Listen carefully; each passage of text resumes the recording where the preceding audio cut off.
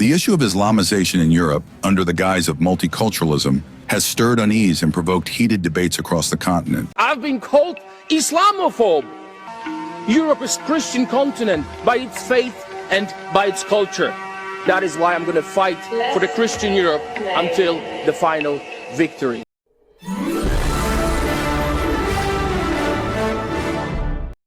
Viewers and subscribers, you're welcome back again. This is still BVI Channel 1, where we tell you undiluted truth.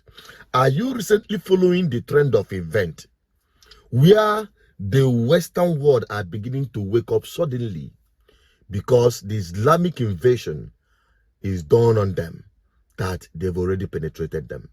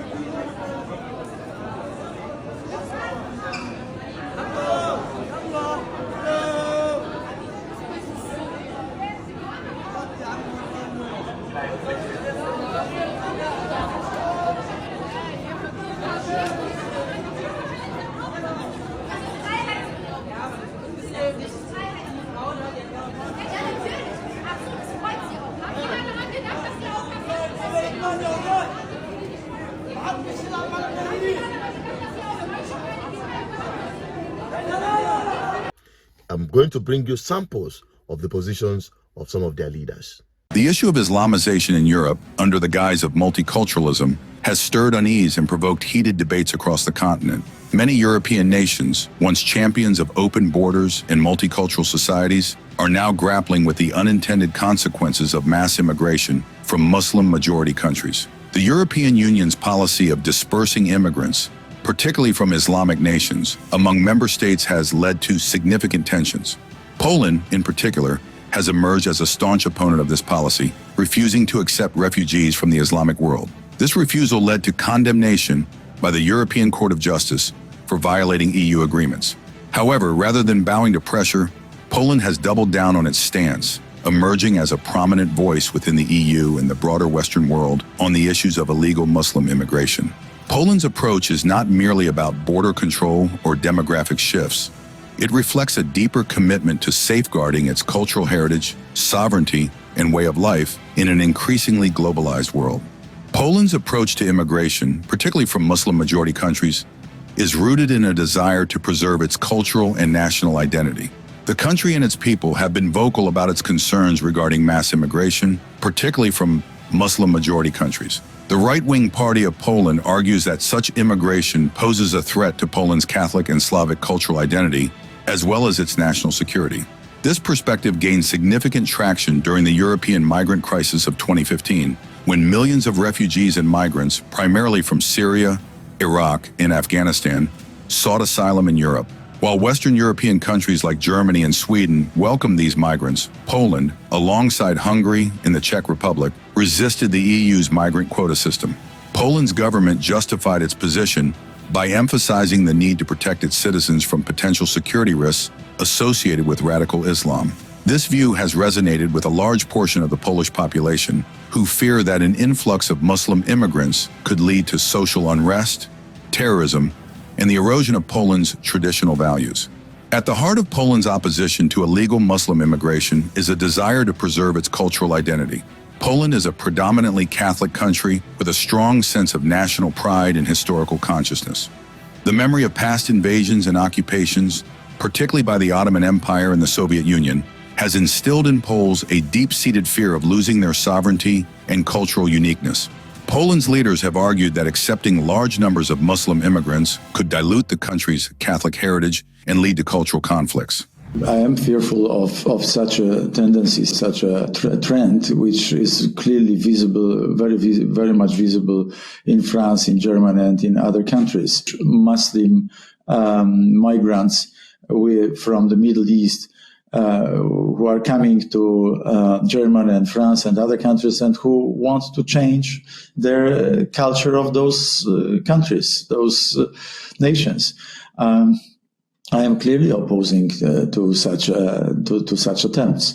I'm admiring French culture. I'm admiring Spanish culture and the British culture, but I also admire my Polish culture, and I want to preserve it. I want to nurture it. I don't want it to be destroyed by Muslim migrants coming from the Middle East or from Africa. Good. And it's also happening in the UK.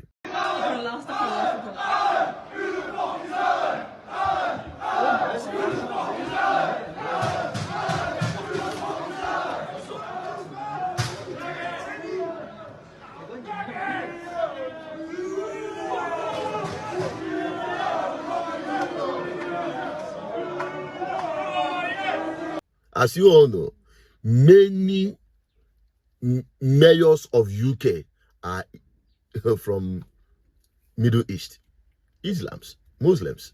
They have gradually taken over. And do you know how they do that? Very simple. The greed, number one. Greed to suck from the wealth of the Middle East. Then, the invasion of the Middle East. Sponsoring of wars. Then when the war triggers, these guys flood in as refugees. Boom, gradually taking over your country, changing your your way of life. Okay?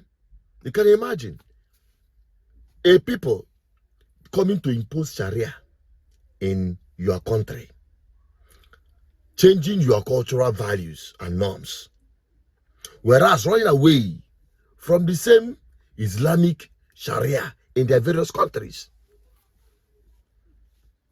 And this is what is happening. The one of Africa is the worst, because now that one, and I cannot explain it. In Nigeria, for instance, the same thing is happening, trying to invade various communities to impose their anakwishin and anakboniken by fire, by force. Islam is a religion of peace, so as they talk, hey, no be me you go hear them from the rest of other ones. But I must tell you,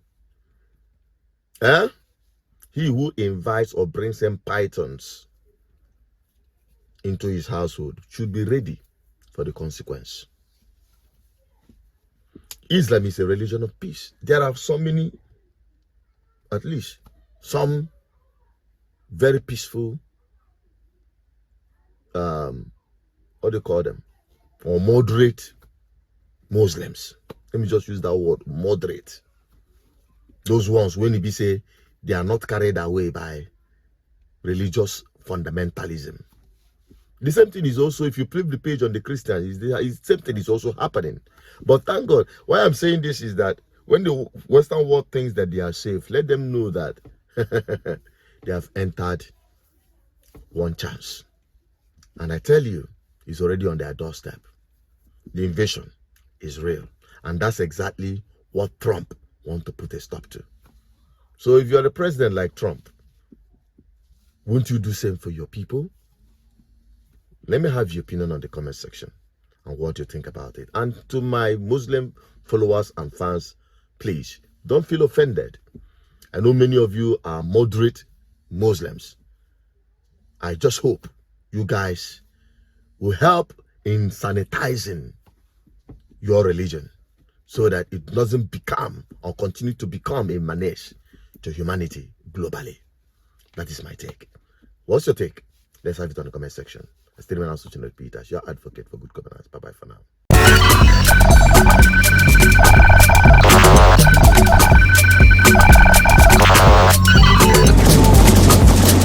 GGN, uniting the people for good governance.